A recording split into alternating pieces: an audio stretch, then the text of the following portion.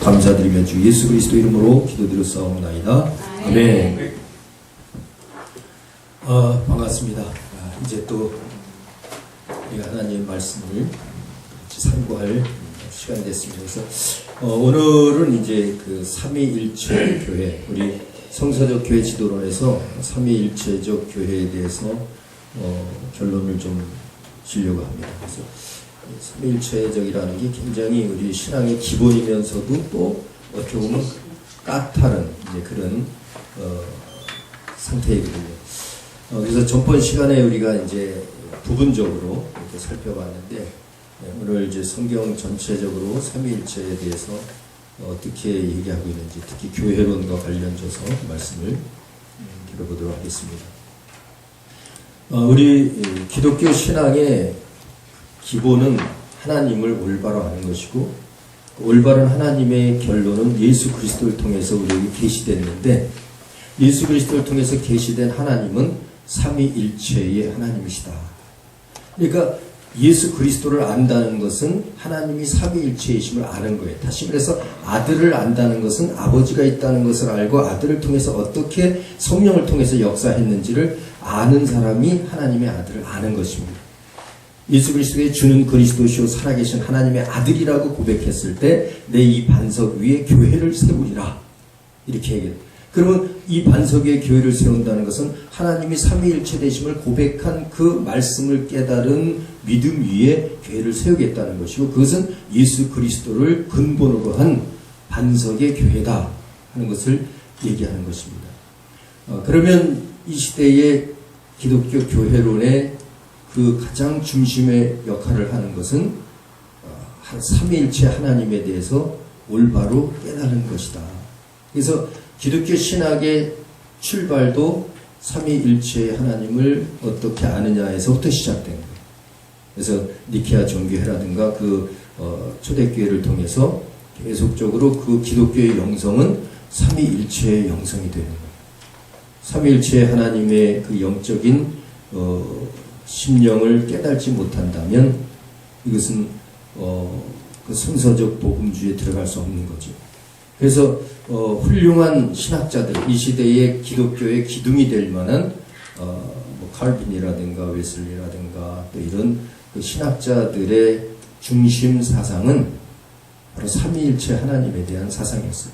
그래서 우리 전번 시간에 칼빈에 대한 교회론을 우리가 살펴봤지만, 그 기독교 강요 제4호는 교회론이라고 했잖아요. 그래서 우리가 살펴봤을 때도 삼위일체적인 것이었다. 그래서 물론 이제 카파도키아 학파에 의한 삼위일체론에 대해서 우리가 오늘도 또 잠깐 살피겠지만, 그리고 이제 7단계에 대해서도 봤잖아요. 거긴 삼위일체적인 요소가 다 들어있어요. 그래서 하나님에 대해서 삼위일체성을 우리가 얘기할 수 없다면 하나님을 혹시 잘못 안 것 아닌가? 이런 단계까지 들어가는 게 심각한 거죠.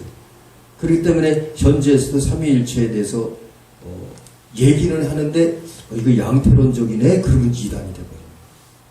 삼위일체에 대해서 얘기하면서도 양태론적으로 얘기하면 안 된다는, 그만큼 가장 신중하게 생각합니다.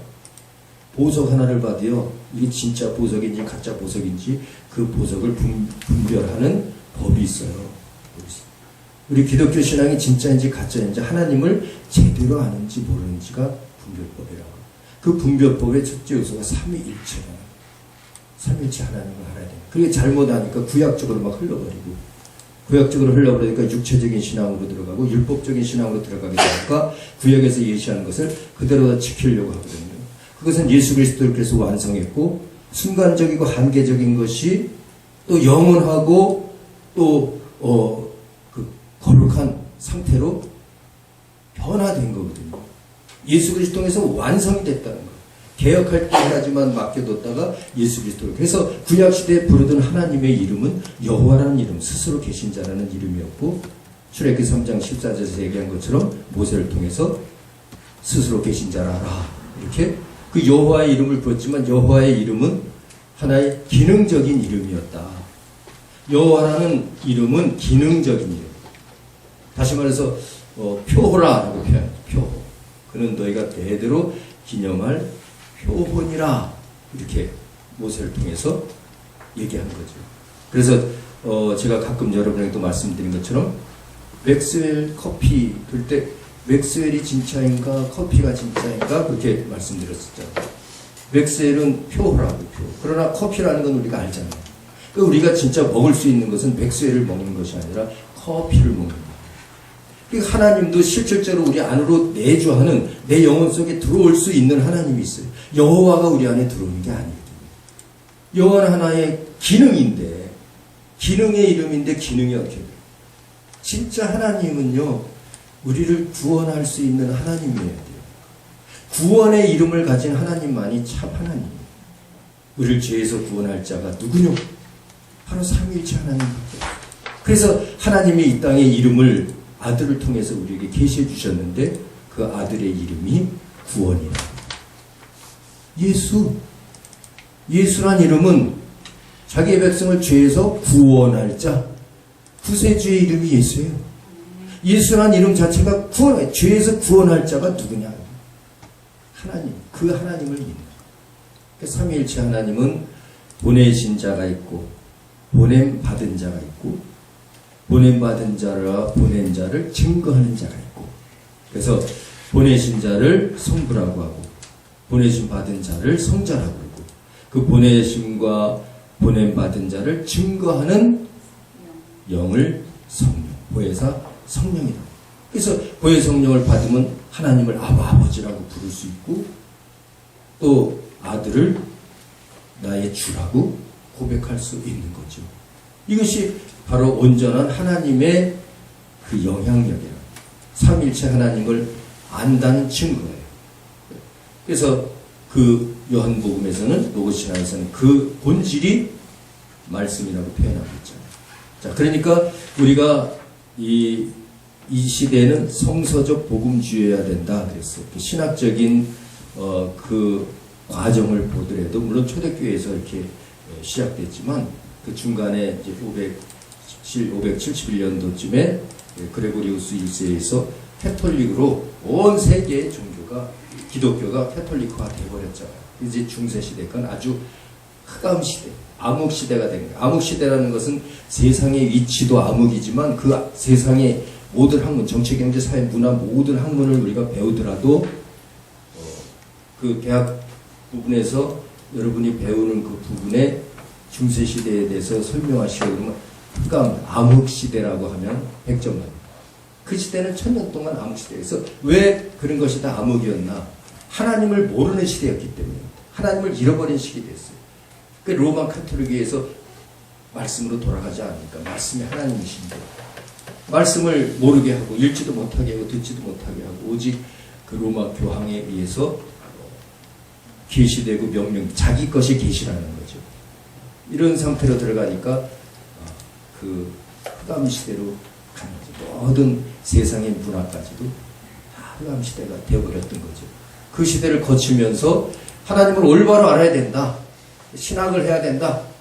이제는 교황만 신학을 하는 것이 아니라 온 만인 제사장이다. 만인들이 다 신학을 해야 된다.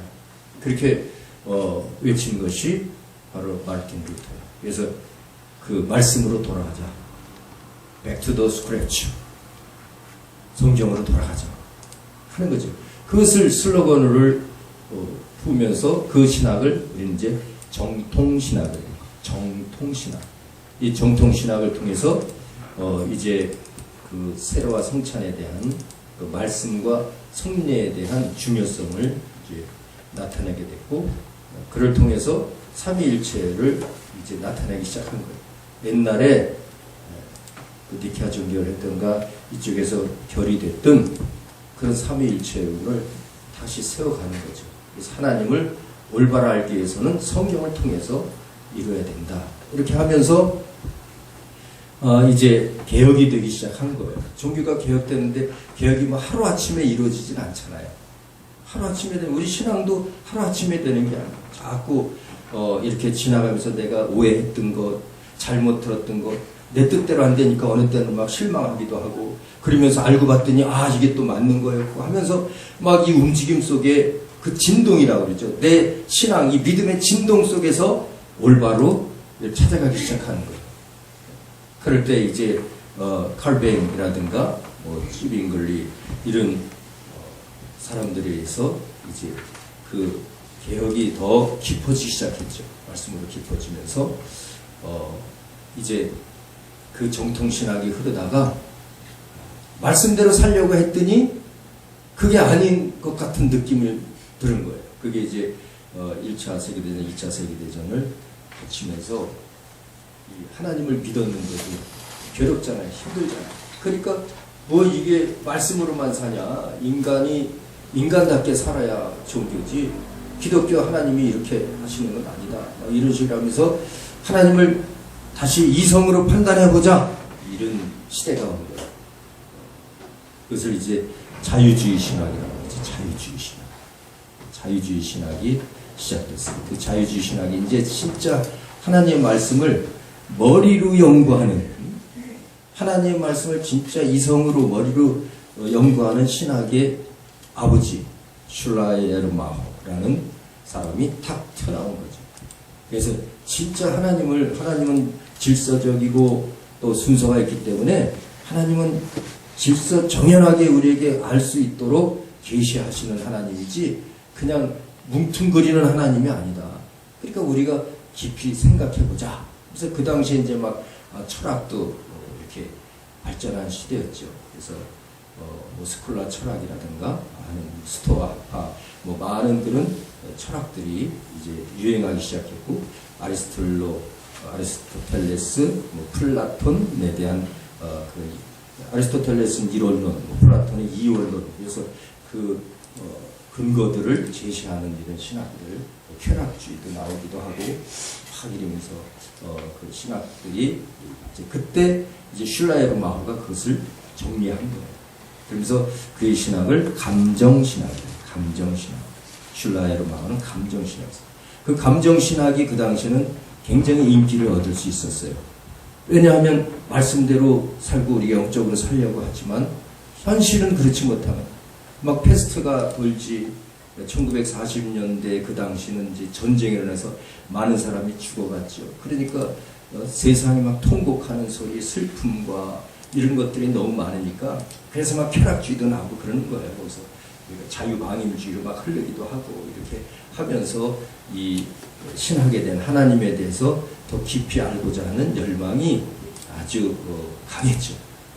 그렇게 하면서 이제 자유주의 신학이 나오게 됐고 슐라이에르마호를 통해서 신학이 연구되기 시작해서 현대 신학의 아버지 그러면 이제 슐라이에르마호 이렇게 하는 거예요.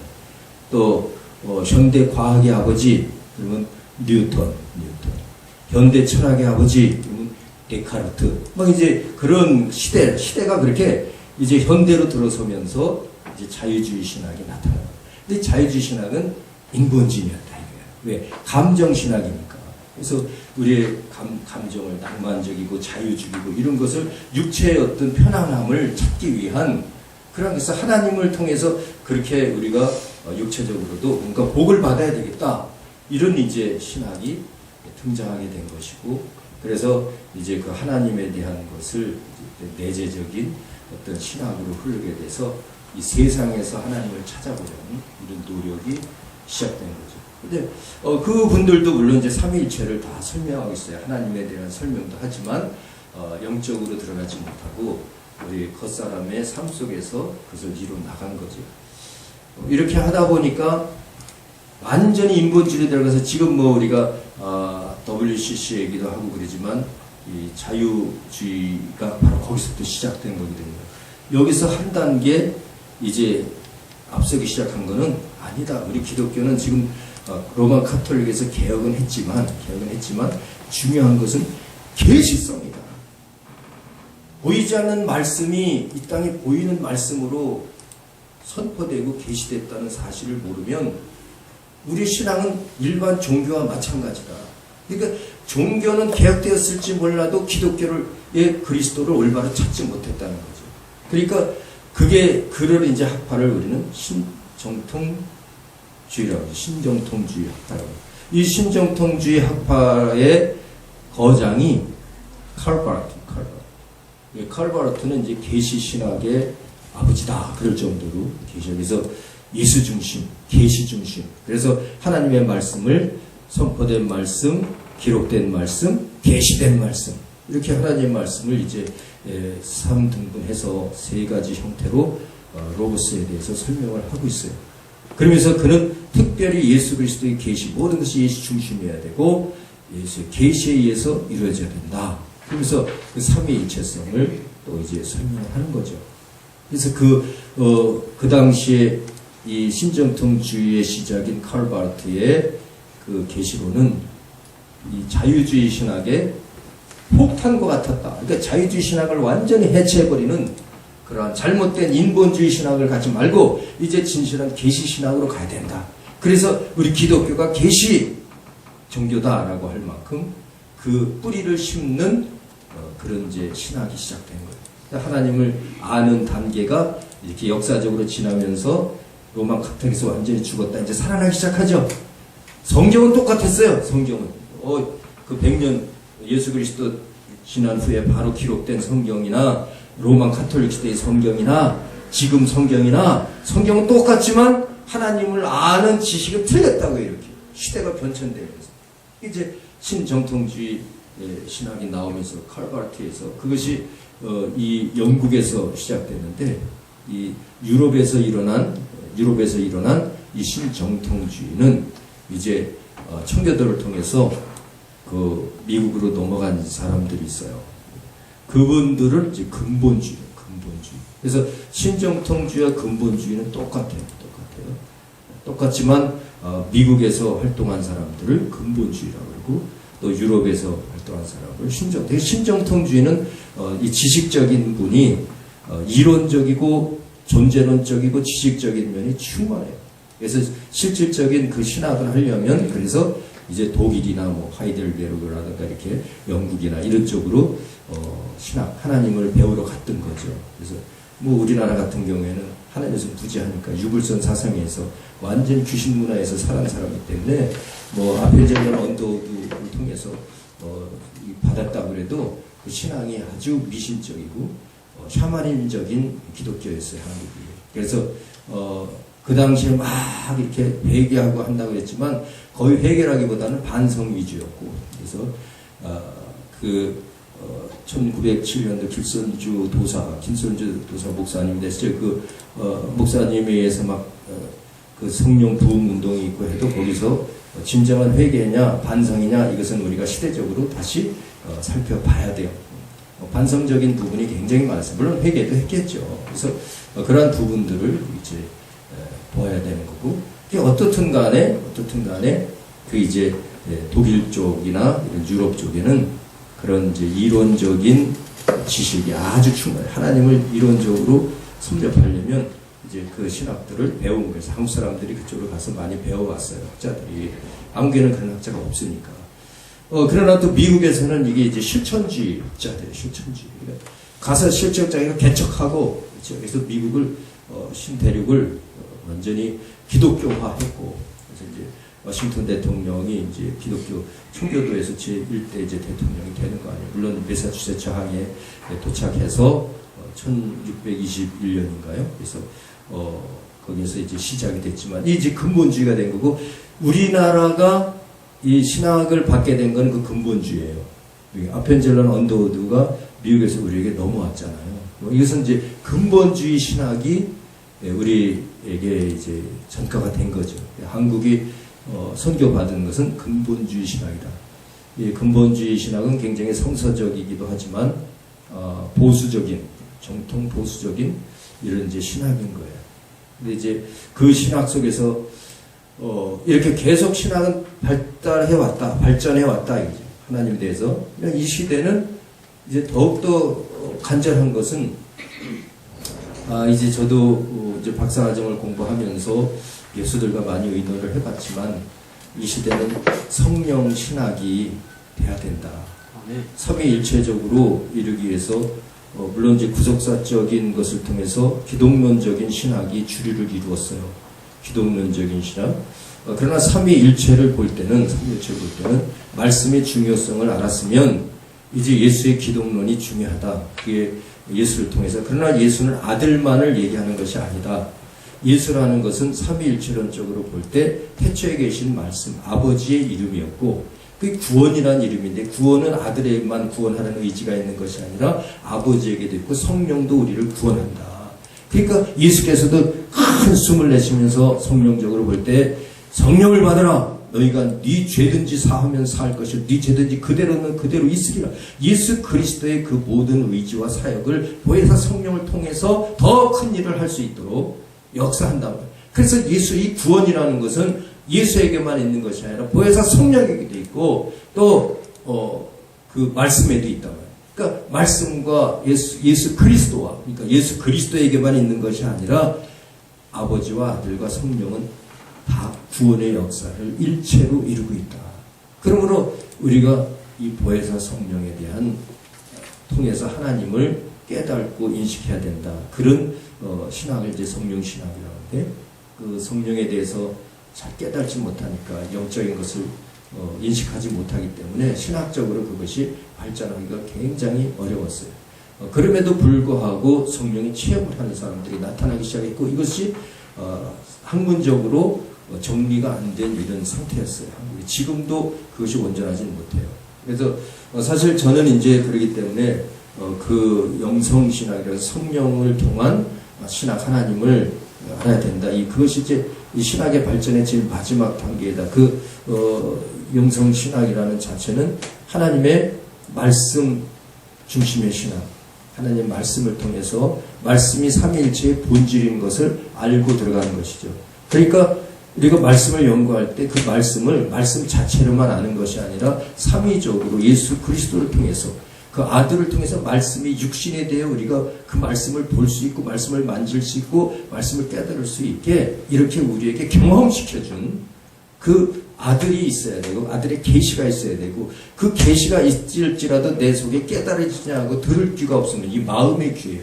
들을 귀가 없으면 아무 소용이 없는, 그것을 아버지라고 부를 수 있고 예수를 주라고 시인할 수 있는, 그래서 하나님 마음속 깊은 것이라 통달한 성령의 역사가 없이는 하나님을 올바로 알 수 없는 것이에요. 그러므로 이 마지막 시대에는 우리가 말씀도 알고 예수도 안다면, 예수 그리스도 안다면 성령을 통해서 이제 하나님을 온전히 깨달아야 됩니다. 성령을 통해서 우리가 깨달은 하나님만이 온전한 하나님입니다. 그래서 성령 없이 내 지식으로 예수를 믿어도 올바른 하나님을 안 것이 아니라 올바른 신학이 아니다. 말씀만을 가지고 연구한 신학도 온전한 신학이 아니다. 말씀과 예수와 성령이 하나가 되어야 된다. 성령의 감동을 통해서 하나님을 안 것만이 온전한 신학이다 하는 거죠. 그래서 이제 그것이 각각의 복음주의, 근본주의도 자신이 근본주의가 복음주의라고 그러고, 신정통주의도 자신이 복음주의라고 그러고, 또 루터, 이 종교의 루터주의도 자신이 복음주의라고 하지만 그 시대의 복음주의였지 영원한 복음주의는 아니다. 영원한 복음주의는 성서적 복음주의가 된다. 그 성서적 복음주의는 성서는 성령의 감동에 의해서 기록되어지고 성령의 감동에 의해서 해석되어지기 때문에 바로 성령신학이 아니면 안 된다. 근데 이 시대에 성령신학에서 이러한 과정과 내용들을 모르고 무조건 체험한 성령, 그 임상적으로, 우리 의학도 보면 임상적인 의학이 있어요. 이것은 결론이 안 나온 거예요. 시험을 해보면 이 사람은 이렇고 저 사람은 저렇고, 그 임상된 것 가지고 저 사람에게는 그렇지 않단 말이죠. 객관성도 없고 통일성도 없어요. 이 신학은 그렇게 돼서는 안 되고, 신학은 모든 인간에게 똑같은 효력이 있고 똑같은 능력이 되어지는 거죠. 그렇기 때문에 그것은 성령이 아니고서는 안 된다는 거예요. 하나님을 온전히 깨달을 수 있는 성서적 신학. 그래서 이제 삼위일체론이 이렇게 이 시대에 얼마나 중요하고, 그래서 성서적 복음주의에 있어서 가장 중요한 그 신앙의 밑받침, 하나님을 아는 그 신앙의 밑받침, 또 신학의 밑받침은 이제 삼위일체에서부터 시작된다. 삼위일체가 얼마나 중요한가를 알 수 있고요. 그래서 성서적 복음주의에서는 이 성서적 교회 지도론 이 교회를 볼 때 교회도 삼위일체적 교회를 알아야, 그것이 이 교회는 누구의 교회냐면 하나님의 교회이기 때문에, 교주의 교회도 아니오, 이 교회가 불도자들의 교회도 아니오. 교회라는 것은 그 교도들이 모이는 것이거든요. 모임이거든요. 그러니까 종교단체의 모임은 다 교회예요. 그렇지만 특별히 우리는 이 교회를 기독교 그리스도의 모임을 교회라고 합니다. 하나님의 기름 부음 받은 자들의 모임. 그래서 우리가 지금까지 그 원어적으로 또 개념적으로 의미적으로 이렇게 살펴보고 특히 그 칼빈주의의 근본주의 신학의 아주 주류를 이루는 그 칼빈에 의한 교회 이론에 대해서 우리가 몇 가지 살펴봤죠. 몇 가지 뭐 거짓교회, 참교회도 보고 그렇죠. 여러 가지 저번 시간에 또 정리를 했잖아요. 그래서 어머니로서의 뭐 교회 그런 거 있죠, 성교교회. 네. 그래서 또 교회 몸된 교회 뭐 이렇게 그래서 그렇게 칼빈주의 이론을 통해서 또 교회를 살펴봤고, 그래서 진짜 성서적 복음주의에서 삼위일체론적으로 교회를 해석해야 된다. 모든 우리의 신앙은 삼위일체적으로 해석되어야만 이것이 바로 성령 신앙이라는 것이고, 또 우리의 삶 자체도 삼위일체적인 삶이 돼요. 삶도 그냥 하다가 말면 안 돼요. 예를 들어서 삼일체적 삶이란 뭔가 보면 하나님을 이제 알았어요. 삼일체 하나님을 알았으면 우리가 하나님의 형상을 따라 지음받았잖아요. 하나님의 형상대로 살기 위해서는 삼위일체적으로 살아야 됩니다. 하나님의 형상이 삼위일체 형상입니다. 그러니까 우리의 모든 삶은 먼저 말씀, 물이라고도 하는데 말씀이 아니고서는 원래 해서는 안 되는 거예요. 말씀대로만 살아야 되는 거예요. 원래 인간이 창조될 때, 아담 때부터 하나님 말씀대로만 살아야 되는 거예요. 근데 우리는 말씀대로 살지 않아도 습관이 됐기 때문에 이 정도야 그리고 그냥 지나가는 거예요. 그래서 진짜 그리스도인은 삼위일체적인 삶 속에서 말씀드린 교회는 그런 자들의 모임이다 이거죠. 삼위일체적 삶을 사는 자들의 모임이에요. 그리스도인이라는 것은. 그렇죠. 그러면 우리가 말씀이 아니면 행하지 않아야 되고, 말씀이라면 행해야 되고, 이것이 근본이 돼야 되고, 그 근본이 된 것을 이루기 위해서는 예수의 은혜가 아니면 안 되는 거예요. 아들. 이제는 말씀대로 살되 아들의 은혜로 살아야 된다고. 우리 삼위일체적 삶이, 우린 죄인이에요. 그렇기 때문에 이제 성부의 말씀대로 산다면 성자의 계시의 살, 성자의 계시가 뭐냐면 십자가의 피를 흘리면서 모든 죄를 해결해 줬어요. 우리가 아무리 죄는 살인 강도죄를 졌어도 예수 그리스도께서 그것을 용서해 줬다고요. 겉사람으로 진 거니까. 그래 내 속으로는 그걸 받으라는 거예요. 마음으로는 그러나 받으라는 거예요. 내가 육치가 연약하는 걸 알겠다. 마음은 원이로되 육신이 연약한 걸 알겠다. 그 마음으로 뭘 받고 사나. 나는 죄인입니다. 예수 아들이 오셔서 십자가에 못 박혀 죽으신 그 은혜로 살겠습니다. 그 은혜로. 내가 아무리 잘해도 천국 갈 사람 하나도 없어요. 나는 뭐 하나님 말씀대로 다 살았습니다. 그래도 천국 못 가요. 바리새인과 서기관들이 그랬잖아요. 우리는 하나님 말씀 다 지켰다고. 613가지를 다 지켰다는 거예요. 그래도 천국 못 간다는 거. 바리새인과 서기관보다 더 의롭지 못하면 천국 가지 못한다는 건 뭐냐면 너의 죄성을 하나님 예수 그리스도의 보혈의 피로 해결받지 않은 자는 아무도 못 간다 그 얘기죠. 내가 아무리 잘했어도 천국 갈 사람이 아무도 없는 거예요. 예수 그리스도께서 피 흘리심이 바로 내 믿음이 돼야 돼요. 그게 은혜라는 은혜. 갚아준 거예요. 나는 의인이 될 수 없지만 예수 그리스도의 십자가에 못 박힘으로 내가 의인이 됐다. 칭의. 그러니까 삼위일체적으로 이 아들의 은혜를 갖고 사는 것이 삼위일체 삼위예요. 아들의 말씀을 기준으로 내가 사는 말씀이라면 행하고 말씀이 아니라면 안 하겠습니다. 이 마음과 그것을 행하되 예수의 은혜로 하겠습니다. 내가 그렇게 했을지라도 은혜, 그 은혜를 가진 자는 겸손해요. 내가 잘난 게 없어. 훌륭하고 내가 뭐 그렇게 생각할지 내 자신이 자기 훌륭하지 않다고 생각하는 사람은 바보 아닌 이상 없어요. 머리 조금 돌아간 사람 아닌 이상 다 내가 잘하는 줄 알지 못한다고 하는 사람은 한 사람도 없습니다. 그렇기 때문에 싸움이 나고 어렵게 그 싸움이 어디서 나오느냐? 너의 욕심, 혈육에서 겉사람에서 나오는 것 아니냐? 속사람에서 절대 싸움이 안 나와요. 은혜를 가진 사람에게서는 싸움이 안 나와요. 은혜를 가진 사람은 소송 걸지도 않아요. 그리스도인이 소송 건다는 자체가 육체적인 걸로 뭔가 해결해 보려는 거 아니에요? 진짜 그리스도인은 예수 은혜로 살아요. 당신도 죄인이고 나도 죄인입니다. 그러므로 우리 죄를 서로 용서해 줍시다. 그렇게 사는 거예요. 70번씩 7번이라도 용서해 줍시다.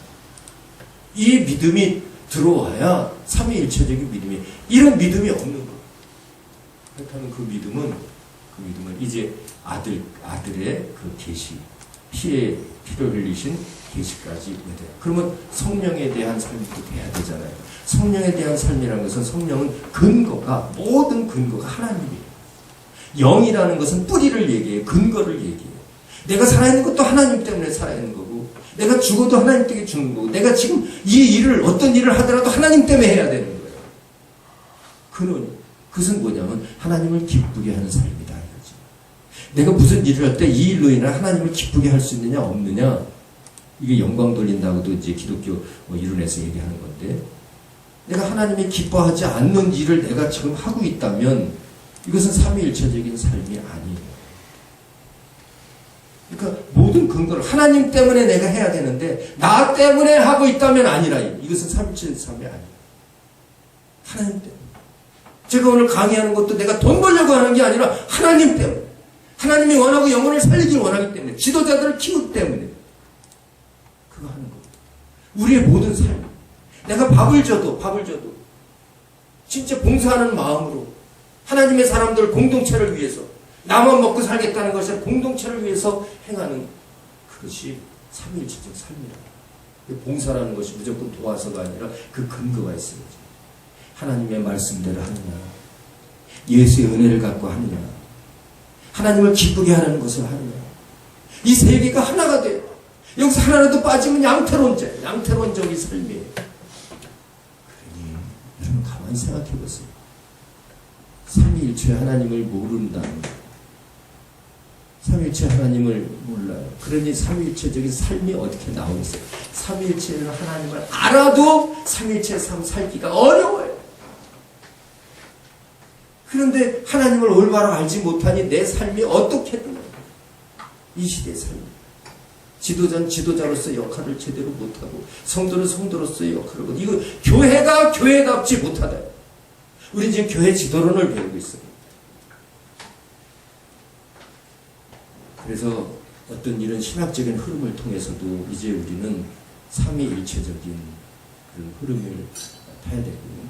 그래서 이제 이 시대에는 그렇게 성서적 복음주의에 의한 신학이 중요한 것이고, 또 그를 틈타서 요즘 이제 몰트만이라는 그런 또 이제 독일 신학자도 나오고, 제가 이제 좋아하는 신학자 판넨베르그, 이분은 이제 중립성 그리고 계속성, 이 세상의 모든 하나님을 향한 우리의 모든 신앙은 계속적으로 나아가고 있다, 발전해가고 있다. 그래서 진정한 우리 인간의 모습은 예수 그리스도에 재림해서 새 하늘과 새 땅이 이루어질 때 진정한 우리 하나님의 모습도, 교회도 바로 그때 나타날 것이다. 그때 나타나는 것은 계시록 27장에 나오는 것처럼 새 예루살렘 성전에서 하늘에서 내려오니, 그것은 신부가 신랑을 위하여 단장한 것 같다. 우리는 하나님의 성전이라면 여러분과 내 속사람이 성전이 되어 그 새 예루살렘 성전을 이룰 때까지 계속적으로 교회는 지어지고 있는 거예요. 교회가 건물 짓는 게 교회가 아니고요.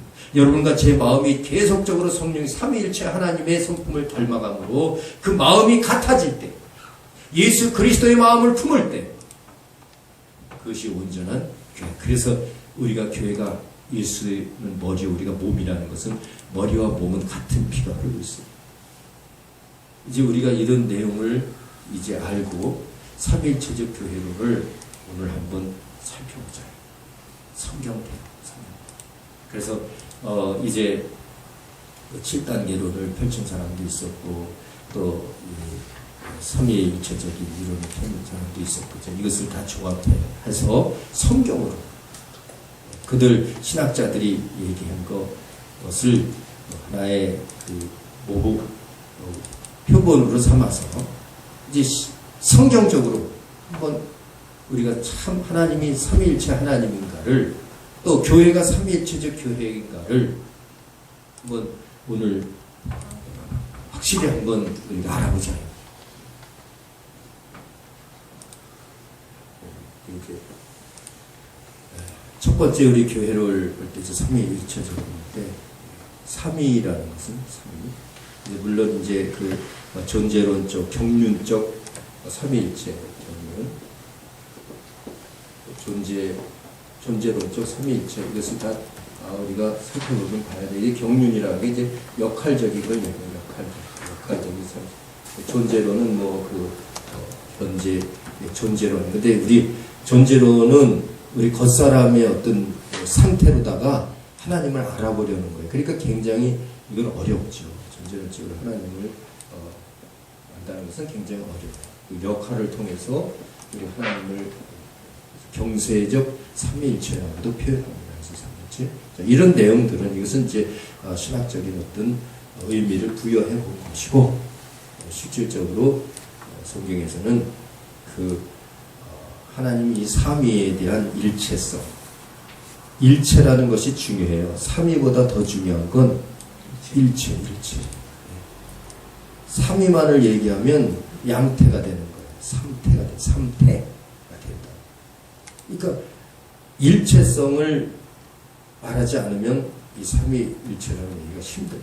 그래서 역할이 하나라는 그 부분을 얘기해야 되고, 자, 하나님은 그 본질이 있다. 본질에 대한 이 본질이 사실은 시초이기 때문에 이게 이제 성부적인 문제가 되죠. 성부적. 근데 성경에서는 모든 이 본질이 뭐로부터 시작되겠어요. 창조도 그렇고 뭐도 그렇고, 또 특별히 요한복음 1장 1절에 의하면 하나님의 본질이 뭐로 나와 있습니까? 로고스예요. 로고스는 말씀이라고 해요. 말씀.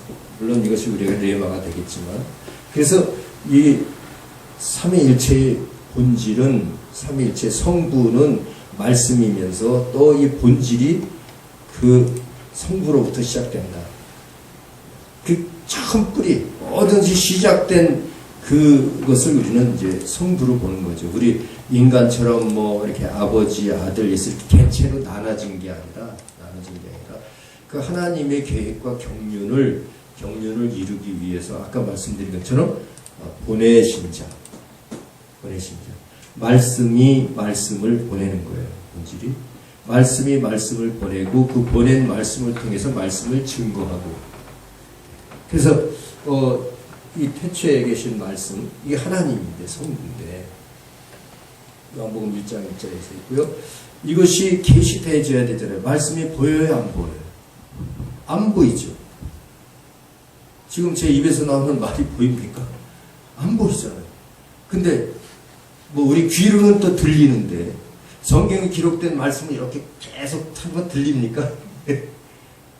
기록된 말씀이 들려요? 근데 말씀이잖아요, 어떻든. 이게 사실은 말씀을 보고 듣고 지킨다는 건요, 중요한 건 마음으로 시작하는 거예요. 마음으로 봐야 돼요. 마음으로 들을 수 있어야 돼요. 마음으로는 들려요. 그리고 마음으로 행해야 돼요, 먼저. 그러면 내 육체는 마음이 시키는 대로 한다니까요. 여러분 여기 오고 싶은 마음이 있어서 왔습니까? 오기 싫은데 왔습니까? 오고 싶은 마음. 그렇죠. 와야 된다는, 오고 싶든 안 했든 와야 된다는 결단을 했기 때문에 온 거예요. 결단을 안 하면요, 못 오는 거죠. 그러니까 내 육체의 움직이는 마음에 따라 움직이는 거예요. 사랑하겠다고 생각을 해야 사랑하는 거지. 아니, 나는 사랑하지 않겠다. 근데 진짜 사랑하나요? 아니, 그러니까 마음을 이렇게 빼앗으면 성을 빼앗은 것보다 더 큰 힘이 있다고 하잖아요. 그건 당연한 거죠. 그것처럼 이 하나님의 말씀은 보이지 않아요. 그러나 우리 마음도 안 보이지만 마음이 있잖아요. 마음이 있는데 이 마음을 나타낼 때, 여러분 속에는 마음을 나타낼 때 육체를 나타내요. 그렇죠? 표정으로 나타내요. 마음의 기분이 나쁘면 얼굴에 기분 나쁜 걸 표현해요. 근데 기분이 좋으면 너무 좋은 것을 막 표현하는 거예요. 우리 또 장로님처럼 막 좋아하는 사람이 있으면 막 손도 만져줘. 이 마음에 있으니까 하는 거지, 마음이 없으면 그렇게 못하죠. 그처럼 내 마음인데 육체를 막 움직이는 것처럼 이 우리 속의 마음속에서 그걸 계시된다고 하는 게 이제 계시라는 건 비유예요. 그건 진정한 계시는 아니고 이 땅에서 우리가 계시할 수 없는 겁니다. 그건 비유로. 그래서 이 말씀은 사실 세상의 말이 아니라 초월적인 세계, 우주를 창조하신 그분, 그러니까 이 우주 공간이 아닌 초월적인 그저 하나님의 나라라고 그러는데 그곳으로부터 하나님의 말씀이 시작돼요. 그러니까 하나님 우주가 창조되기 전에 있는 말씀이에요. 대체. 그래서 빛이 있으라. 거기서부터 시작하잖아요. 말씀이 시작되잖아요. 그러면서 이 말씀이 우리와 같은 인간에게 나타나기 위해서는 인간의 모습으로 와야 돼요. 만약에 하나님이 개를 사랑했다면 개 모습으로 나타났겠죠. 이게 하나님은 개를 사랑하는 게 아니에요. 우리 인간을 사랑해요.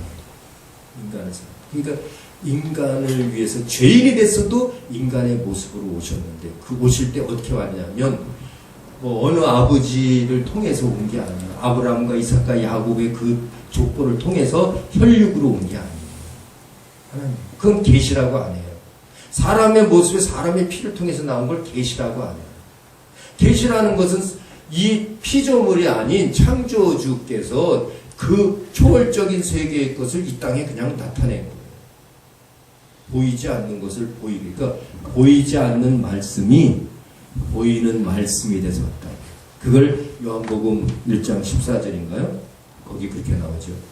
말씀이 육신이 되어 우리 가운데 거하시며, 우리 가운데라는 건 마음이라고, 우리 가운데 거하시며 그 영광을 보니 아버지의 독생자의 영광이요 은혜와 진리가 충만하더라. 은혜와 진리. 아까 그 은혜, 예? 진리는 성령, 영이. 진리는 성령, 성령은 거짓의 영이 아니에요. 진리의 영. 그러니까 은혜와 진리, 그 보혈의 권세와 그 진리의 성령의 그 증거가 충만하더라. 그 말씀을 보니까 벌써 이 하나만으로 삼위일체가 증거되고 있어요. 말씀이 보니까 말씀에 보혈의 피의 은혜가 있고 성령의 증거가 있더라. 우리 안에 거함에. 그러니까 하나님이 우리 안에 거하게 된 최초는 성령을 통해서 우리 안에 들어오는 거죠. 그러니까 이 말씀을 통해서, 본질인 말씀을 통해서 삼위일체이신 것을 성경은 표현하고 있다. 그리고 이 성령은 말씀을 증거하는 영이라는 거예요. 말씀을 증거하는 영. 그리고 이 말씀이 우리 안에 레마가 돼야, 들어와야 우리는 하나님의 말씀의 사람이 되는 거죠. 삼위일체 하나님의 사람들은 다 말씀의 사람. 말씀으로 우리를 어떻게든 낳았다. 그래서 이 본질을 뭐라고 그러냐면 우리 세상적으로 볼 때 DNA라는 거 알죠? DNA. 그게 그 본질의 본질. 그러니까 아버지의 피가 아들에게 왔다는 그 본질은 DNA를 보면 안다니까요. 과학수사대에서 DNA 피 검사 해보면요. 거기 이 사람 아들 맞네. 이 사람 아들 아니네. 자녀 아니네. 그거 알 수 있잖아요. 그러니까 우리가 하나님의 자녀라는 건 뭘 보고 DNA죠. 영적인 DNA. 영적인 DNA가 뭐겠어요? 말씀이에요. 본질. 그러니까 우리 안에 말씀이 없으면, 말씀으로 살지 않으면 하나님의 자녀가 아니에요. 무당이 막 능력 나타내는 예언도 잘하고 씹쪽지기처럼 잘 하잖아요. 하나님의 자녀인가요? 왜 그럴까요? 말씀이 없는 영이 있다. 영은 뭐 타락한 영이든 진짜 영이든 알아맞히고 뭐 예언하고 이런 건 다 하는 거예요. 성령만 하는 게 아니에요. 귀신도 예언 다 해요. 귀신은요, 예수도 알아봐요. 아니, 그 마리아나 뭐 제자들도 예수님 부활했을 때 예수님을 못 알아봤어요. 부활했는데도 못 알아봐요. 아니, 뒤에서 서 있는데 동산직인 줄 알고 마리아가 어디 갔냐고, 주님. 무덤인데 동산직인가. 엠마오로 가던 그 두 제자가 있었는데 예수 그리스도께서 따라가면서 부활하셔서 그 이사야에서 풀이해 주거든요. 근데 마음이 뜨거워지는 것만 느꼈지 예수인 줄도 모르는 거예요. 아니, 이제 처음에 가론유다 없으니까 11제자에서 도마도 빠졌으니까 10제자가 앉아있는데 예수께서 그 제자들이 있는 그 회당에 문을 닫아놨는데 들어왔어요. 그냥 벽을 뚫고 딱 이렇게 쫙 들어와 보십니다. 근데 예수인 줄 모르는 거예요. 예수인 줄 모르는 거예요. 그때 막 큰 숨을 내쉬면서 죄사함 받으라고 얘기했던 거예요. 예수인 줄 몰라요. 왜? 그 형상을 안 보여. 근데 귀신은 알아봐요. 귀신은. 인간은 모르는데 영적인 세계. 그러니까 우리가 뭐 알아맞히는 것에 대해 좋아할 필요 없다고요. 그거 아무 소용없어요. 아무 소용없어요. 알아맞히고 앞으로 어떻게 될 것이다. 어떻게 되든 나는 죽으나 사나 주님의 것이로다. 아니 이런 사람이 무슨 뭐 앞으로 어떻게 될 거 뭐 물 조심하고 그거 말 듣냐고요. 그렇잖아요. 죽으나 사나 주님의 것이라고 하면서 왜 그 귀신의 말을 듣냐고요. 말씀의 사람이에요. 말씀의 사람. 말씀의 사람은 요동하지 않아요. 그 말씀을 반석이라고 하고 그 반석의 교회를 세우는 거예요. 교회의 본질은 말씀이에요. 말씀이 없는 교회는 교회가 아니에요. 우리 자신도 말씀이 없는 사람은 사람이 아니라고요. 알곡이 아니라는 거예요. 알곡은 DNA, 알곡의 DNA가 말씀이에요.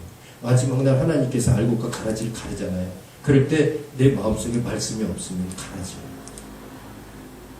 여러분, 이 신학을 한다는 거, 이걸 알고 있잖아요. 이게 말씀이거든요. 이게 말씀이에요. 하나님의 말씀이라니까요. 온전한 말씀을 갖다 가짜 말씀도 있어요. 가짜 말씀. 성경에 그렇잖아요.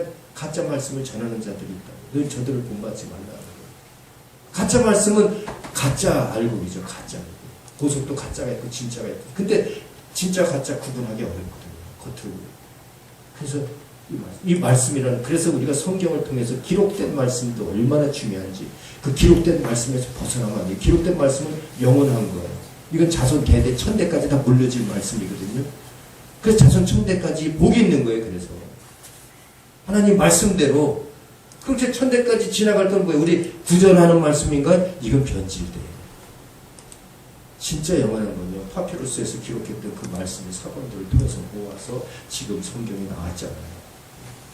이 성경은 자손 천대까지 전달될 것입니다. 기록된 이 말씀이 주였으니 거기 있어. 이 기록된 말씀은 계시된 것이 기록된 것이고 선포된 것이 기록된 것이다. 하나님의 말씀, 성경 속에 하나님이 계시다는 걸 알 수 있는 거죠. 그 본질은 바로 그 말씀입니다. 하나님 본질, 우리와 같은 피와 같은 피. 하나님 말씀은 피와 같은 이 세상의 음식도 피와 같은 거고 육체의 피예요. 세상의 음식은. 맞아요, 틀려요? 세상의 음식 먹으면 뭐가 돼요? 피. 당연히 피가 되잖아요. 피가 되고 살이 되니까 먹지, 그렇죠? 아니, 피가 되고 살이 되는 뭐 노래도 있잖아요. 이걸 먹으면 피가 되고. 피가 되지 않고 살이 되지 않는 음식을 먹으면 그건 헛된 것이죠. 피가 되고 살이 되고. 하나님의 말씀을 먹으면 영적인 피가 되고 영적인 살이 되는 거예요. 예수께 내 피와 살을 먹고 마시라는 건 예수를 뜯어먹으라는 게 아니라 예수 그리스도는 생명의 떡, 내는 말씀이 육신이 되어 왔으니, 이 말씀이 육신이 되어 왔으니 말씀을 먹으라는 거죠. 말씀이 육신이 돼서 행한 그 말씀을 그대로 본받으라는 얘기예요. 그러면 예수의 권세가 나옵니다. 피의 권세, 피의 생명입니다. 우리 육체의 피로 사는 것이 아니라 영적인 피로 사는, 그 영의 피를 예수 피라고, 우리 하나님의 피. 예수는 하나님의 피. 그러니까 이 삼위일체 아버지도 말씀이시고 그 말씀이 육신이 되어 오신 하나님이 아들이시고 그 육신이 되어서 그 하나님의 말씀을 다 계시해주고 보여주고 십자가에서 죽으심까지 다 죄사하는 그 과정을 다 보여주시고 하늘에 오르셔서 이제 보이지 않는 영으로 우리에게 오셔서 증거하시니 그 증거하시는 영이 성령 하나님 예수. 그러니까 이 삼위일체의 이 말씀의 두 번째요, 우리에게 계시된 이름, 하나님의 이름. 이게 삼위일체의 이름은 예수예요. 예수. 하나님의 이름이 삼위일체적으로는 예수예요. 그러면 아들의 이름하고 똑같네요. 물론 같지만 우리가 부를 때 중요한 부분이 있어요. 여기다가 그리스도라는 것을 붙이면, 그리스도는 메시아, 이 기름 부음 받은 자. 기름 부음 받은 자, 기름 부음 받았다는 건요, 관련성이 있다는 거예요. 서로 관계된다는 거예요. 기름 부은다는 건 관련이 되어지고 통한다. 소통이 되어지고 관련이 되어지고 그래서 영적으로 볼 때 인쳤다고도 표현해요. 그러니까 아버지와 아들의 관계를 맺었다 그거죠. 예수 그리스도는 하나님의 기름을 부름 받은 자다 이게. 기름을 부음 받은 자 그 뜻이에요. 예수. 원래 예수의 이름은 아버지의 이름이었다. 요한복음 17장에서 우리가 보았죠. 확인했죠? 예수께서 원래 이 이름은 아버지의 이름이었는데 아버지의 이름을 나에게 주어서 아버지의 이름으로 저희를 보존하와 지키었나이다. 이렇게. 그러니까 마태복음 1장 21절에 처녀가 잉태해 아들을 낳으니 그 이름을 임마누엘이라 하더라 하되 그 임마누엘을 곧 예수라 하라. 이렇게 나오죠. 이사야서 몇 장이에요? 14장 10절인가 7장 14절인가 그 이사야서에서 예언했던 그 예언이 임마누엘이 마태복음 1장 21절에서는 예수라 하라 이렇게 표현합니다. 예수는 그 자기 백성을 죄에서 구원할 자라 이렇게 표현하면서 그러니까 그 아들의 이름은 아버지로부터 온 이름이라. 말씀이 육신이 된 것처럼 그 육신이 되었을 때는 기름 부음을 받은 그 육신은 말씀이 육신이 됐다고 그랬죠? 맞죠? 말씀이 육신이 됐다는 그 자체가 기름 부음 받은 거예요. 여러분과 제 속에 말씀이 있다면 우리는 기름 부음 받은 자다 이거. 내 속사람은 말씀의 사람이에요. 그리고 겉사람은 말씀의 사람 아닐 수 있어요.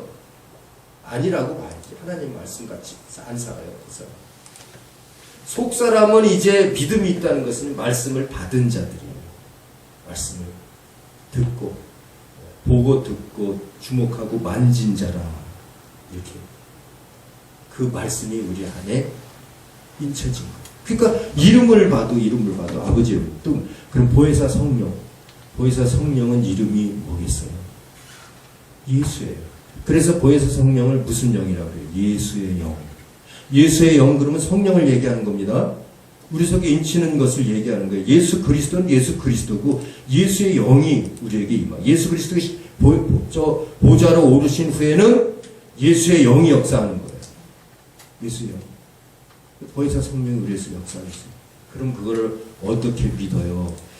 성경에 나왔으니까 하나님, 기록된 하나님의 말씀만이 진정한 하나님의 의도거든요. 거기에 요한복음 16장인가요? 거기에 어떻게 나와요?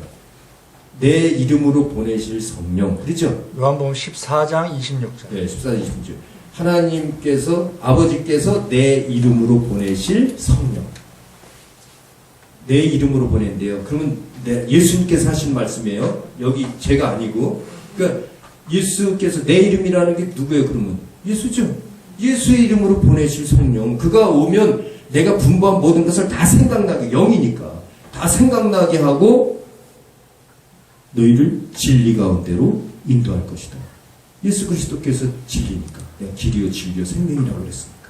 그래서 그 영을 진리의 영이라고. 아, 그러면 성부도 성자도 성령도 하나님의 이름 예수구나. 그렇다면 너희는 모든 족속을 제자 삼아 아버지와 아들과 성령의 이름으로 세례를 주고 무슨 이름으로 세례 주라는 거예요? 예수의 이름으로 세례를 주고. 세례를 예수의 이름으로 줘요? 다른 걸로 줘요? 예수의 이름으로 줘요. 예수의 이름으로 세례를 주노라. 그러니까 성부와 성자와 성령의 이름으로 세례를 주. 똑같은 얘기죠. 성부와 성자 성령의 이름으로 세례를 주고 내가 분부한 모든 것을 가르쳐 지키라. 그러니까 아버지의 이름 따로 있고 아들의 이름 따로 있고 성령의 이름 따로 그렇게 해서 세례 주나요? 아니잖아요. 예수라는 그러니까 일체, 항상 일체, 삼위는 일체다. 이름으로도 일체인 것이죠. 그래서 아들을 가르칠 때는 우리가 실적으로 그 예수 그리스도, 그냥 예수 하면 삼위일체가 다 들어가 있는 거예요, 사실은. 그냥 예수 그러면 삼위일체가 다 들어가요. 아들 인자만을 얘기할 땐 예수 그리스도 이렇게 얘기해요. 예수 그리스도. 기름 부음 받, 예수로 기름 부음 받은 자. 우리도 그렇다면 예수 그리스도인이 되는 거죠. 사람 인자를 붙여서 예수 그리스도인. 여러분과 저는 예수의 이름으로 기름 부음 받은 거예요. 그것이 성령으로 인쳤다는 거죠. 그래서 우리 이 영혼 속에는 예수의 이름으로 인쳤어요. 그걸 계시록에 어떻게 나타나냐면 그 이마에 어린 양의 이름이 있도다. 예수를 어떻게 표현해요? 죄짐을 지고 가는 어린 양이라고 그렇죠. 그 어린 양의 이름이라는 것은 뭐예요? 예수 그리스도죠. 그러니까 우리 예수 그리스도의 이름이 찍히고 우리 영혼 속에 여기 이마가 아니고 여기 겉사람의 이마가 아니고 마음에는 뭐 이렇게 형체가 없지만 그 형상은 있는 거죠. 그 마음에 예수의 그 피가 흐르는 거예요. 뒤에는 예수의 말씀이 흐른다 이거예요. 말씀이 피를 만들잖아요. 떡이 우리 피 생긴 것처럼 내 영혼에. 그게 예수의 권세로 드러나는 거예요. 그 예수의 권세로 드러나는 게 성령의 역사입니다. 성령. 삼위일체적. 이름으로도 삼위일체구나. 이름으로도 삼위일체구나. 하는 것을 알 수 있는 거죠. 그래서 여러분과 저도 속사람의 이름은 예수예요. 그러니까 하나님의 사람이죠. 우리 속사람의 이름은 예수입니다. 그래서 내가 산 것이 아니라 나는 내 속에 주님께 사셨다 그러죠. 내 속에 예수가 사신 거예요. 여러분 속에는 이제 예수가 사신 거예요. 여러분은 죽었어요. 그 사람은. 나는 죽으나 사나 이제 주님의 것입니다. 속에 내 속사람의 믿음대로 해야 돼요. 예수님이 시키는 대로 살아야 돼요. 이게 속사람. 삼위일체적인 신앙을 가진 자들은 이것을 깨닫고 안다. 그러니까 네임. 이건 네임. 이 이름조차 우리 DNA라는 말씀이요 예수의 이름을 가진 자다. 그리고 이제 성령도 이제 의지가 여러분 이제 책을 지금 제가 나가고 있는 거예요. 여러분 책에 보면 삼일체 쭉 제가 설명해가지고 어디까지 왔냐면 71페이지, 72페이지, 71페이지 여호와 이래 뭐 이거는 제가 설명을 했고요. 73페이지, 74페이지 중가로 2번 있죠? 네. 예, 2번까지 본 거예요. 2번까지 보고. 자, 이제 3번에서 성령의 증거를 통한 삼위일체 있죠? 예, 이 성령의 증거는 이제 존재론적인 것과 경륜적인 것으로 이게 또 이제 나눠서 설명이 되어 있는데 한번 보세요. 이제 성경 요절이니까 이건 이제 쉽습니다. 자, 존재론적으로 아버지와 아들과 성령이 하나라 영이라는 것을 가르쳐 주면 되겠죠? 예? 아버지도 영이고 아들도 영이고 성령은 당연히 영이고 그렇다면 영으로서 하나인 것이죠.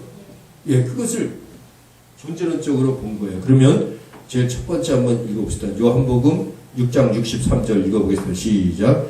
살리는 것은 영이니 육은 무익하니라. 내가 너에게 이른 말이 영이요 생명이니라. 말씀이 뭐예요? 말씀이 영이라는 거죠. 내가 너에게 이른 말, 하나님의 말씀은 영이라는 거죠. 영이요 생명이다. 그러니까 이 말씀도 지금 말씀과 인자, 아들과 성령, 보혜사, 이 보혜사는 이 삼위인데 이것이 일체인 것을 지금 성경을 통해서 증거하는 것. 이 말씀도 영이구나. 지금 이제 세 번째 영에 대해서 성령적 삼위일체. 그래서 요한복음 6장 63절 보니까 말씀이 영이구나. 이렇게. 그 다음 두 번째 보겠습니다. 이제 아들에 대해서 아들이 진짜 영인가 아닌가. 시작. 내 손과 발을 보고 나인 줄을 알라. 또 나를 만져보라. 영은 살과 뼈가 없으되 너희 보는 바와 같이 나는 있느니라. 자, 영은 원래 살과 뼈가 있어요, 없어요? 우리 집 살과 뼈 영이 아니잖아요. 근데 예수님은 뭐예요? 있다는 거죠. 나는 뼈와 살이 있느냐. 그 예수님은 뼈와 살을 가진 영이라는 거예요. 그 예수 그리스도의 겉사람은 영이었다. 그러니까 이 인자, 이 아들은 바로 영이었구나. 그렇죠? 뼈와 살이 있는 영이었고. 그러니까 이 문 사이로도 보시는 거예요. 그는 100% 영이시며 100% 인간이었다. 그래서 인성과 신성이라는 신학적인 근거가 거기에 있는 거예요. 인성 100%. 그러니까 이걸 할 때 우리가 사람으로서 50%, 하나님으로 50%, 이거는 빵점입니다. 잘못된 이론이에요. 인간으로도 100%, 영으로도 100%, 하나님으로도. 그러니까 인간으로서의 완전한 하나님이요 완전한 인간이라는 거예요. 죄가 없는 인간이에요. 예수님. 또 창조의 권세를 가진 하나님이라고. 하나님이시기도 하고 우리 인간이기도 하고. 그래야 우리 인간에게 보여줄 거 아니에요. 그러니까 그걸 말씀이 육신이 됐다. 그러니까 예수 그리스도는 말씀이시기도 하고 우리와 같은 육신이기도 하다. 마리아에서부터 태어난 것은 육신이고 또 보내심을 받은 것은 말씀이고 그 말씀과 육신이 하나가 되어서 말씀의 육신은 이렇게 살아간다. 그걸 보여주게. 보니까 어떻게 살았나 봤더니 성경을 응하면서 살더라. 말씀대로 살더라. 그가 십자가의 죽음까지도 말씀대로 되더라. 이거야. 예수 그리스도는 그 생애에 말씀대로 살지 않은 것이 손톱만치도 없어요. 다 말씀을 응하게.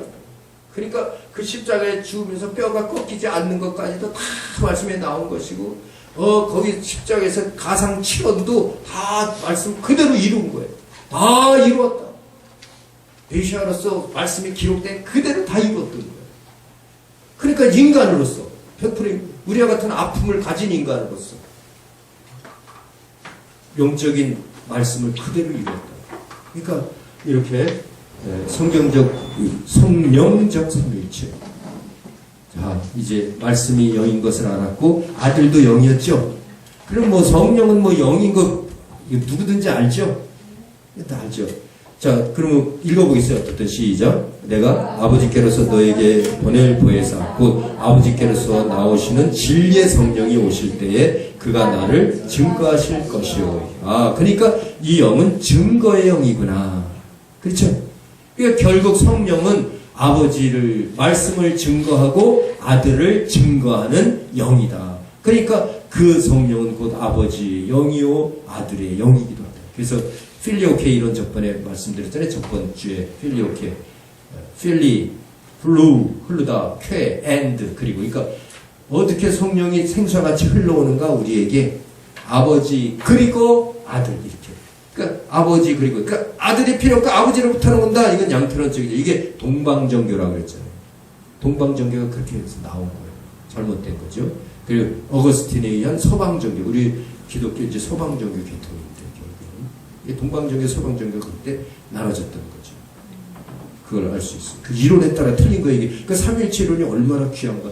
이 성령 하나 때문에 이론이 틀리기 때문에 그래서 동방정교를 이단이라고 했다는 거예요. 이단이 당연히 하나님에 대해서 올바로 모르면 이단인 거예요. 그러니까 이 시대에 성도들이 거의 어떻게 보면 이단이 이단.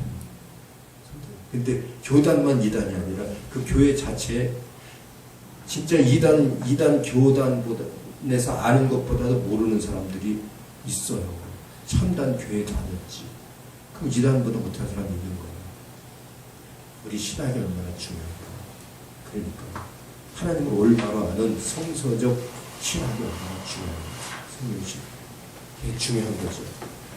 여러분은 참 복받은 거예요. 아멘. 생명이 더 삼일체적인 신앙을 가졌다는 자체가 이걸 우리가 땅끝까지 같이 지켜야 돼. 대답 안 한다고 이상하네. 대답 안 해도 마음속으로 하겠죠. 안 받은 사람처럼. 대답해요. 대답을요. 자, 그러니까 이제 우리는 뭐냐 하면요.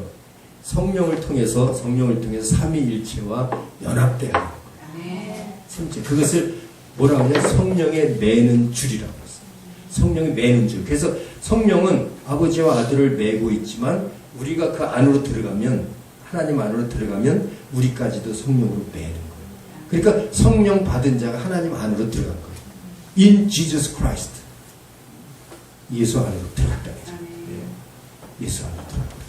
그러니까 결국에 이제 그 부분이 한번 평안에 매는 줄 읽어보 시작. 평안에 매는 줄로 성령이 하나 되게 하신 것을 힘써 지키라. 이 에베소서 4장 3절 말씀. 그러니까 이 말씀이 얼마나 감동스러운 말씀이에요. 우리는 그냥 평안에 매는 줄로 우리가 그냥 우리끼리 잘 하자 이렇게 생각할지 몰라도 삼위일체 하나님과 하나가 된 거예요.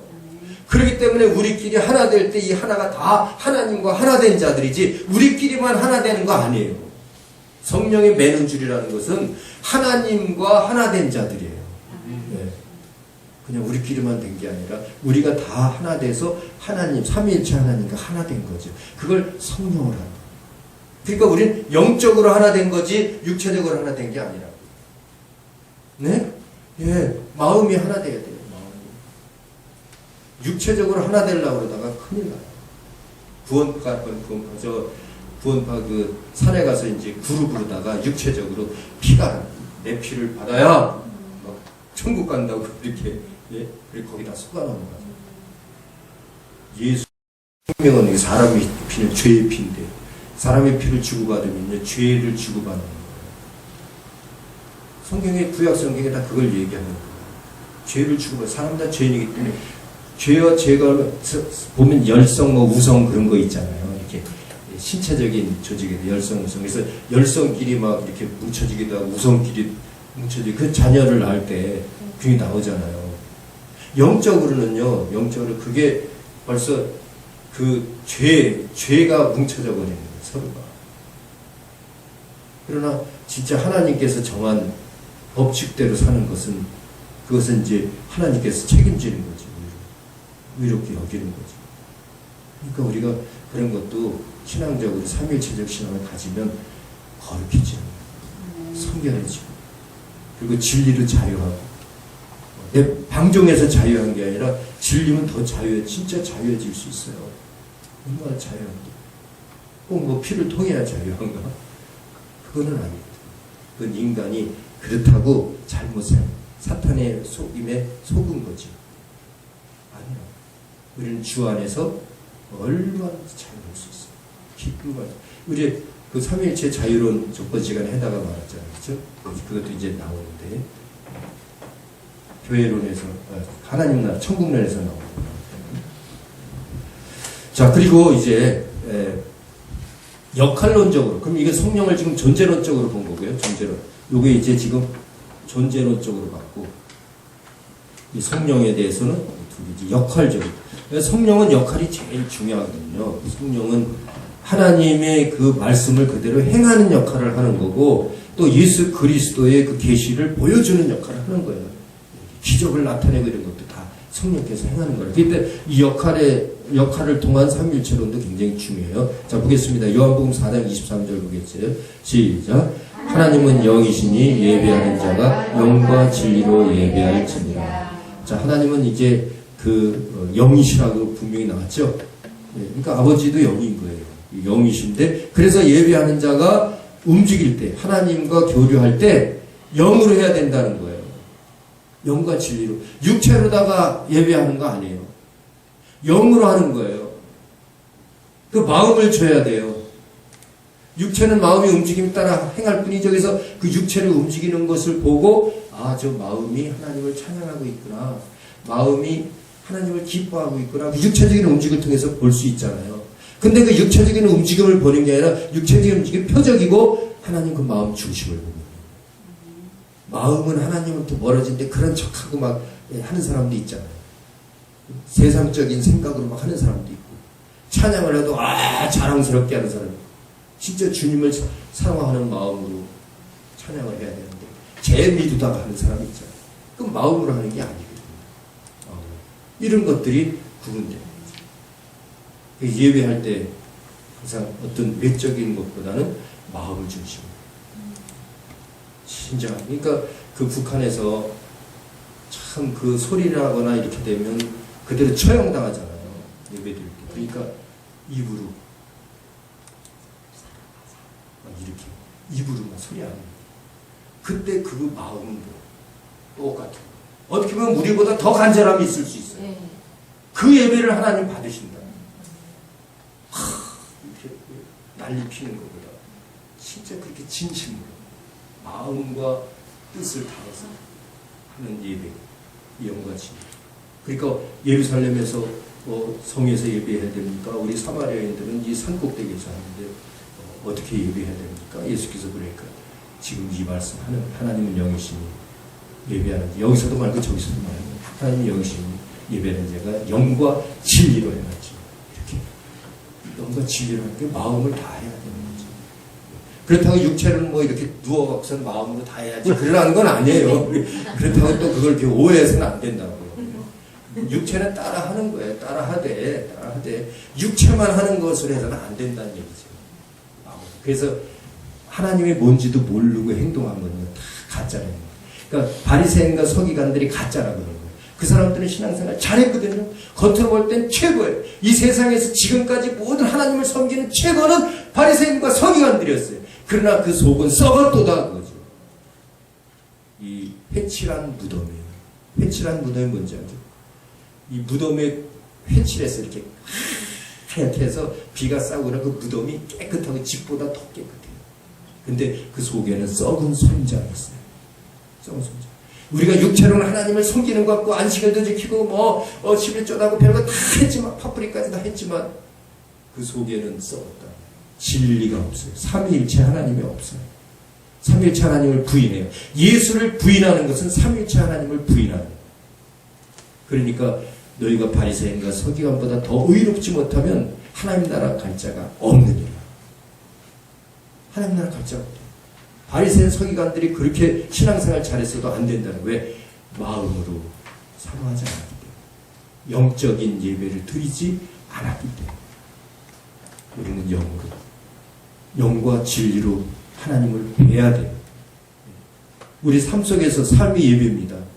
삶 속에서도 영과 진리로 하나님을 뵈는 거예요.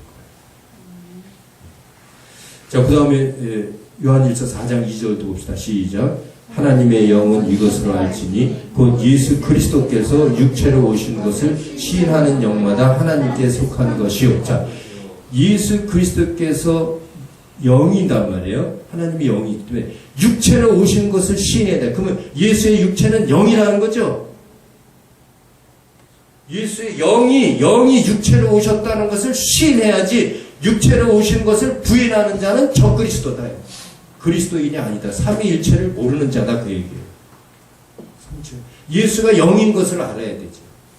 영적으로 오신 굉장히 중요해요. 이런 하나님 말씀도 이해하지 못하는 때가 많이 있었어요. 그러나 이제 우리는 이것을 온전히 깨달아야 돼요. 육체로 오신 것을 부인하는 자가 왜 적그리스도인가? 영인, 하나님은 영이란 말이에요. 영이 육체가 될 수 있어요? 오직 하나님만이 되는 거예요. 하나님만. 그러니까 예수를 하나님으로 믿어야 되는 거죠. 믿는 자들은 육체가 있어요.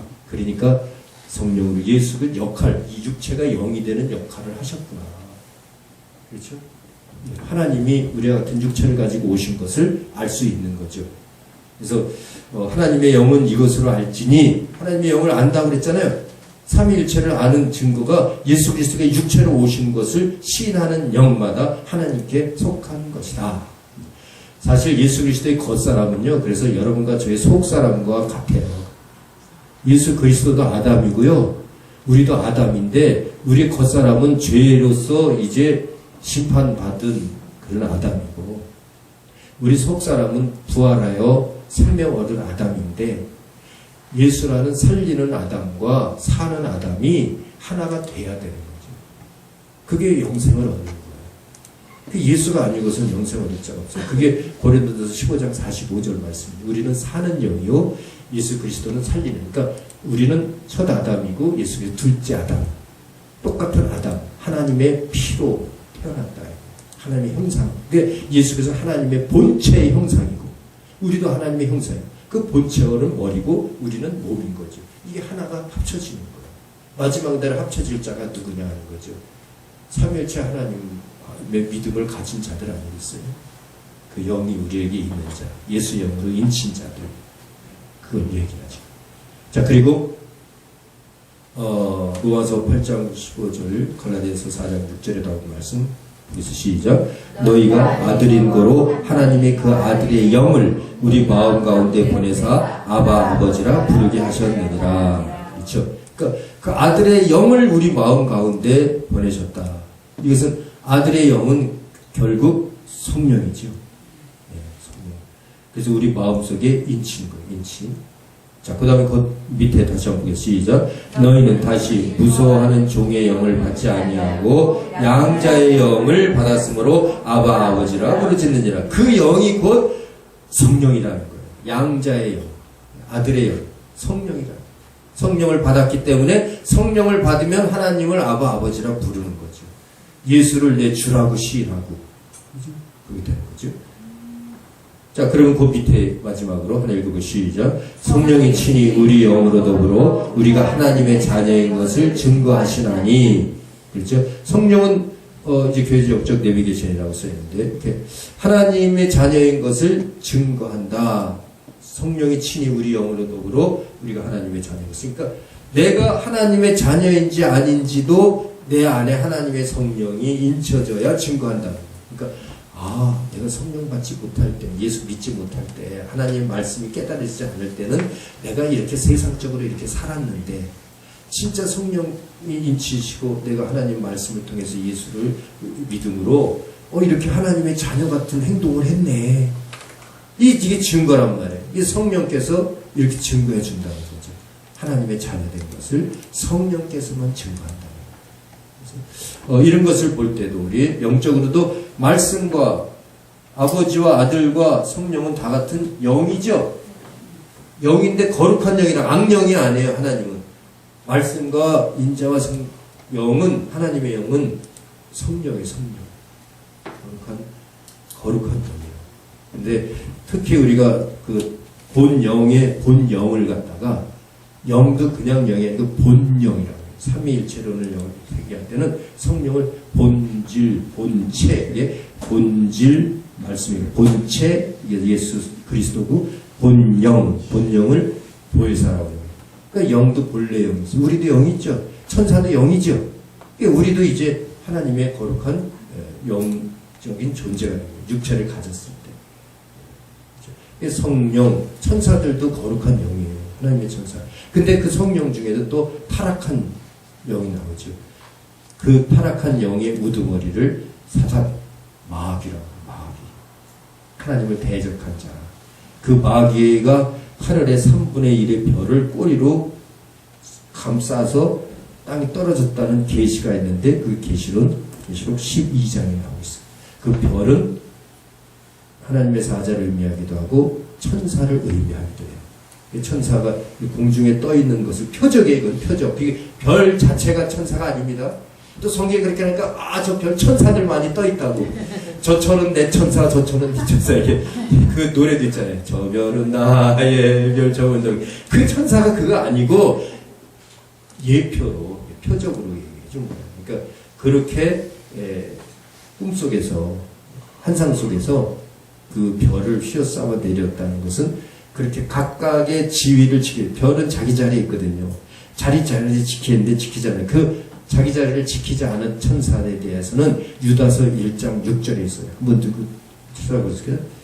그게 이제 귀신의 세력들이죠. 다 떨어져 이 땅에 이제 묻혀진 거죠. 그래서 자기 지위를 지키지 않은 자리죠. 유다서 1장 6절 큰 소리를 한번 읽어줘 주세요.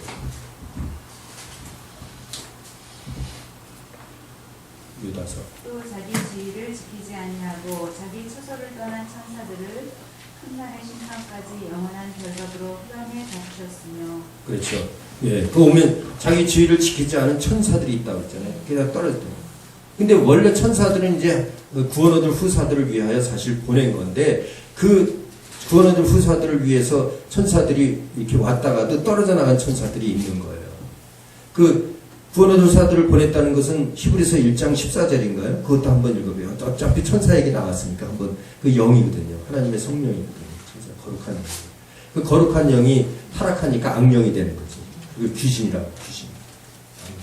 모든 천사들은 섬기는 영으로 구원받을 상속자들을 위하여 섬기라고 보내심이 아니냐. 그렇죠. 근데 모든 천사, 그렇죠. 모든 천사들이 다 인간을 위해서 지은 거예요. 구원 얻을 다시 말해 상속자들을 위해서. 우리 하나님 나라 상속자죠. 뭐 세상에 뭐 재산 상속할 사람 위한 게 아니라 하나님 나라 상속자들 구원 얻을 자들에게 도우라고 보냈다는 거죠. 그럼 천사들이 우리에게 다 와 있어요. 지금도 천사들이 와 있어요. 근데 왜 나를 몰라주냐 그러는 거야. 지금. 나를 몰라주니까 귀신이. 저거 다 자기네들끼리 알아요. 천사들끼리. 귀신도 나쁜 귀신이고 나쁜 천사고 이 성령은 좋은 천사가 되는 거예요. 그러니까 자기네들끼리 통한다고. 아, 너도 모르잖아. 쟤는 내 거야. 그리고 거기에 그냥 끼어들고. 그러니까 고린도서 10장 20절에서는 너희는 타락한 천사와 교제하는 것을 원치 아니한다 그랬어요. 세상에서 제사를 지내는 것은 하나님에게 지내는 것이 아니라 이방인들은 귀신에게 하는 것이니 너희는 귀신과 교제하는 자가 되기를 원치 않냐고. 그러니까 한국 귀신론은 천사인지 몰라요. 이게 가짜야. 한국 귀신론은 다 가짜예요. 귀신이 속인 거예요. 자기네들 무서워. 그리고 인간이 귀신, 자기가 귀신인데 인간이 죽은 영이 귀신인 걸로 속인 거예요. 그러니까 사람이 죽으면 안 믿은 사람이 귀신 되는 줄로 착각해갖고 이 아버지 귀신하다 막 이 엄마 귀신하다 그러지 막 부모를 갖다 막 욕하고 이렇게 윤리적으로도 타락하게 만드는 거예요. 이 한국 귀신론이 그게 잘못된 거예요. 타락한 천사가 자기 아버지를 그렇게 불신하게 만들고 타락한 천사가 그 귀신이 들려서 어머니를 그렇게 구원받지 못하게 만들었는데 불쌍하지. 하나님께 내 원수도 사랑하라고 그랬지 부모 미워하라고 했어요. 그 귀신을 미워해야지. 왜 아버지 어머니를 미워하냐고. 언제 사람의 영을 미워하라는 적이 어디 나와있어 성경에. 그거는 윤리적으로도 틀린 거잖아요. 이 하나만 보더라도 틀리잖아요. 어머니 아버지를 괴롭혔던 그 악한 타락한 천사가. 그래서 하나님의 천사들은 우리를 도우라고 보내신 것 같아요. 여러분에게 다 와 있단 말이에요. 근데 이 천사를 하나님이 도우시라고 보냈으니까 쉬지 않도록 내가 기도하는 건 어깨. 기도한다는 건 내가 하나님 마음속에 하나님의 뜻대로 살고자 말씀대로 살고자 예수의 은혜로 살고자 하고 또 하나님의 기뻐하게 하는 것을 살려고 할 때 그 천사가 도울 수 있다고요. 구원 얻을 후사들을 위해서 돕는 거예요. 그런 마음을 가질 때 천사가 그래 사랑하는 마음으로 우리 막 마음대로 막 들락날락하면서 내 인격까지 들어와요. 천사들은 인격. 우리 영에는 못 들어와. 영에는 이 본영만이 들어와요. 성령, 인치는 영. 하나님의 예수의 영만 우리 인간의 영 안으로 들어오는 거예요. 우리 혼까지밖에 못 들어와요. 천사나 귀신은. 그러니까 내 지식을 감싸고 내 감정을 잡고 내 의지를 잡아요. 성령, 하나님의 천사도 그렇게 할 수 있고 귀신도 그렇게 할 수 있는데 내가 천사를 잃어버리고 사니까 구원 얻을 후사인데도. 그러니까 그거 봐. 너 하나님 제대로 믿는 거 아니잖아. 내 거잖아. 그리고 불법으로 침입하는 거예요. 마음을 그렇게 쓰니까. 가룟 유다도 예수를 진심으로 그렇게 삼위일체적으로 믿었다면 귀신이 안 들어가죠. 근데 거기에 겉사람의 것으로 회개하는 자, 12 제자들 중에 회개 담당하는데 그 돈꾀를 훔쳐가는 자로 벌써 그 하나님의 돈을 훔쳐간다는 게 벌써 회개하는 것은 하나님의 돈이기 때문에 그것을 훔쳐갔다는 것은 이거는 이미 귀신과 접한 거지. 타락한 천사의 타락한 습성이 나오는 거예요. 하나님의 뜻대로 살지 않는 거예요. 그러니까 하나님을 도우라고 온 천사들은 다 사라지는 거죠. 어디로 가버리는 거죠. 사울에게 제일 처음에 누가 하나님의 천사가 그 안에 들어갔어요. 하나님의 부리시는 영을 힘차게 들어갔잖아요. 근데 하나님이 기름 부었는데 기름 부은다는 성령의 역사거든요. 기름 부음 왔다. 하나님의 성령이 임한 관계를 맺는 거예요. 하나님과. 천사들이 임하는 거예요. 그게 성령 충만이죠. 성령 충만은 소멸될 수 있어요. 성령을 소멸하지 말라 그랬죠. 소멸될 수 있다는 것은 이 본영이 소멸될 수 없어요. 어떻게 예수 영이면 소멸되고 그런 영이 아니에요. 예수님 우리 영의 인침은 끝나는 거예요. 영원한 구원이에요. 그래 육체의 내 인격까지 들어와서 지식으로다가 이랬다 저랬다 감정으로 이랬다 저랬다 의지로 헬레 그랬다 말았다 이렇게 이게 소멸될 수도 있단 말이에요. 내가 하나님께 다 드리겠다 그렇게 해놓고서는 누가 아나냐 삽비란가 일부분을 또 이렇게 딱 마음이 던질 때 이게 바로 하나님의 천사 충만했다가 귀신이 싹은 거예요. 미혹의 영이 딱 틈탄 거죠. 그래서 우리가 신앙생활 하면서도 우리가 삼위일체 하나님을 모르게 되면요 전부 귀신의 침투의 통로가 되는 거예요. 그래서 이단이라는 거예요. 양태론은 그냥 뭐 지식으로 양태론을 몰라서 이단이 아니라 하나님을 모르기 때문에 악한 영이 침투하는 거예요. 하나님을 올바로 유일하신 참 하나님과 그의 보내신 자 예수 그리스도를 아는 것이 성령을 통해서 아는 것이 영생이니라. 영원한 생명은 모르니까 하나님을 모르는 것이 믿음이 없는 거예요. 하나님을 모르는 것이 죄인이라. 하나님 모르고 그 삼위일체 하나님을 모르고 하나님은 삼위일체 하나님이니까. 그러니까 아유 뭐 하나님 그냥 믿으면 되지 뭐 양태론 뭐 그까짓 거 뭐 그래 그까짓 거는 너 지옥 가도 좋으냐? 우리가 다른 것에 대해서 하나님을 열심히 알아야 돼요. 하나님을 알 때 우리가 힘써서 하나님을 알아야 돼요. 다른 것든 과학 기술보다 더 중요한 건 하나님이에요. 삼위일체 하나님을 알아야 돼요. 전성도의 신학화. 전성도의 신학화. 우리 장로님 이제 훌륭해지는 것 같아요. 점점. 이 하나님의 신학, 이 등록은 안 했어도 저 듣는 모습이 살아있어요. 물론 우리 이제 교회에서 있지만 또 옆에서 또 조언도 다 해주시고 돕는 천사를 보내주셔가지고 보면 진짜 우리 하나님을 올바로 알아야 돼요. 지금 뭐 교회론을 통해서도 그렇지만 주일에는 우리 또 성서적 천국 지도를 하잖아요. 이제 하나님 나라에 대해서도 삼일체의 하나님 나라인지 9시간에 그렇지만 이만큼 이제 중요해요. 성령적 삼일체. 근데 이게 또 시간이 지금 7개 중에 3개 했는데 9시가 되겠네요. 이거 어떡하죠? 시간이 이렇게 빨리 지나가니 더 할 수도 없고. 나는 그냥 1박 2일로 그냥 한번 해보고 싶어. 일주일 뽑아요. 단둘이 한번 할까요? 그냥. 아무튼 그래도 이제 여러분 삶의 생활도 있잖아요. 그래서 또 뺏으면 안 되니까. 오늘 여기까지. 다음에 그 4가지는 뭐냐면 이제 의지. 그래서 구원에 대한 의지가 성도나 성자나 성령이나 똑같아요. 일체. 구원에 대한 의지. 성경적으로 다 찾아놨어요. 제가 또 교회에 대한 의지. 교회는 하나님을 믿는 우리들이잖아요. 이게 이런 건물이 아니라 우리 마음이거든요. 이렇게 삼위일체의 성령이 인친 사람들이 교회예요. 그러니까 교회는 하나예요. 교회는 이 세상의 교회는 하나다. 누구? 마음이 교회지 이런 건물이나 어떤 그 지역 로컬 교회가 교회 안 해요. 그 교회는 다 없어질 거예요. 그런 교회들은 있어도 교회고 없어도 교회. 진정해서 우리 마음의 교회 성전. 이 마음이 무너지면 교회가 아무리 살아있어도 아무 소용없어요. 또 삼위일체적으로 의지가 종말에 대한 의지도 마지막에 아버지가 어떻게 할 건지 계획대로 아들이 어떻게 할 건지 성령이 어떻게 그 계획이 똑같아요. 일체적이다. 그 성경에 그대로 나와 있습니다. 또 이 천국에서도 아버지예요. 마음이나 아들이에요. 마음이나 성령의 마음은 일치되고 그 하나님 삼위일체 하나님 우리에게서 우리의 마음도 일치되는 거예요. 그래서 우리는 예수의 마음을 품었을 때 그것이 온전한 믿음이다. 우리가 잘 행동한 것보다 중요한 건 내 속에 주님의 마음을 품었느냐. 주님의 마음을 품으면 사랑하지 않을 수 없어. 내 이웃을 내 몸처럼 사랑할 수 있는 거예요. 주님의 마음. 내 마음을 하려고 하니까 안 되지. 그걸 하면 우리는 귀신에게 속이면 안 돼요. 내 생각을 넣어주거든.